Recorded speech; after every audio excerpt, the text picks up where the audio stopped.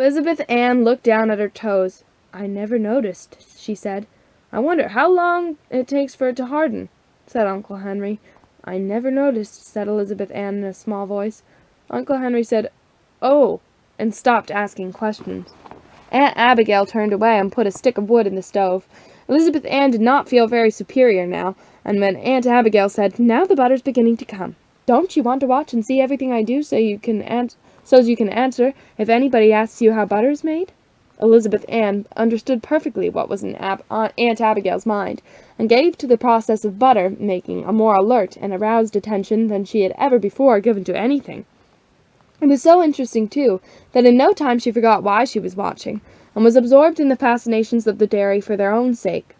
She looked in the churn as Aunt Abigail unscrewed the top, and saw the thick, sour cream separating into buttermilk and tiny golden particles. "It's gathering," said Aunt Abigail, screwing the lid back on. "Father'll churn it a little more till it really comes, and you and I will scald the wooden butter things and get everything ready. You'd better take that apron there to keep your dress clean." Wouldn't Aunt Frances have been astonished if she could have looked in on Elizabeth Ann that very first morning of her stay at the hateful Putney Farm, and have seen her wrapped in a gingham apron, her face bright with interest, trotting here and there in the stone-floored milk-room.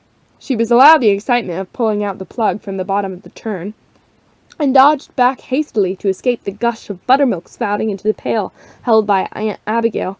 And she poured the water in to wash the butter, and screwed on the top herself, and again all herself, for Uncle Henry had gone off as soon as the butter had come, swung the barrel back and forth 6 or 7 times, to swish the water all through the particles of butter. She even helped Aunt Abigail scoop out the great yellow lumps. Her imagination had never conceived of so much butter in all the world. Then Aunt Abigail let her run the curiously shaped wooden butter worker back and forth over the butter, squeezing out the water, and then pile it up again with a wooden paddle into a mound of gold. She weighed out the salt needed on the scales, and was very much surprised to find that there really is such a thing as an ounce. She had never met it before outside the pages of her arithmetic book, and she didn't know it lived anywhere else. After the salt was worked in, she watched Aunt Abigail's deft, wrinkled old hands make pats and rolls. It looked like the greatest fun, and too easy for anything, and when Aunt Abigail asked her if she wouldn't like to make up the last half-pound into a pat for dinner, she took up the wooden paddle confidently. And then she got one of the surprises that Putney Farm seemed to have for her. She discovered that her hands didn't seem to belong to her at all, that her fingers were all thumbs, and she didn't seem to know in the least beforehand how hard a stroke she was going to give, nor which way her fingers were going to go. It was, as a matter of fact, the first time Elizabeth Ann tried to do anything with her hands, except to write and figure and play on the piano, and naturally she wasn't very well acquainted with them.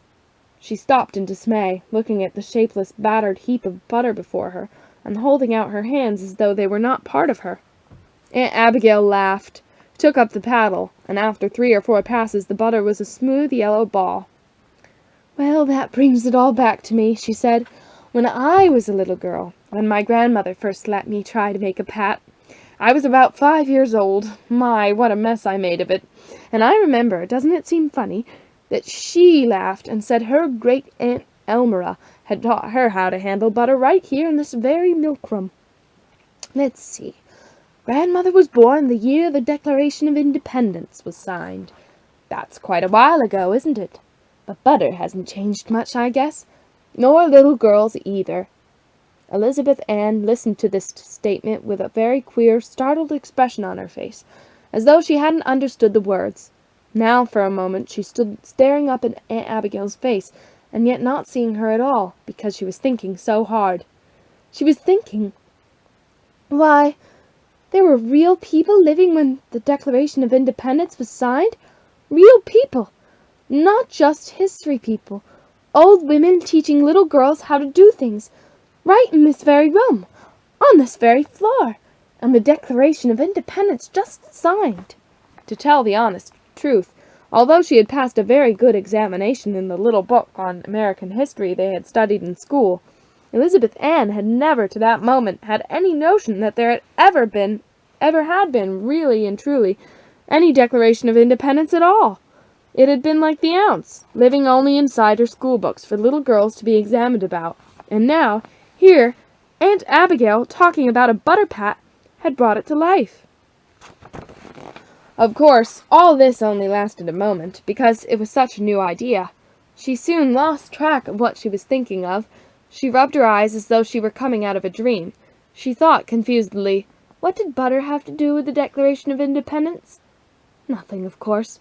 It couldn't, and the whole impression seemed to pass out of her mind. But it was an impression which was to come again and again during the next few months.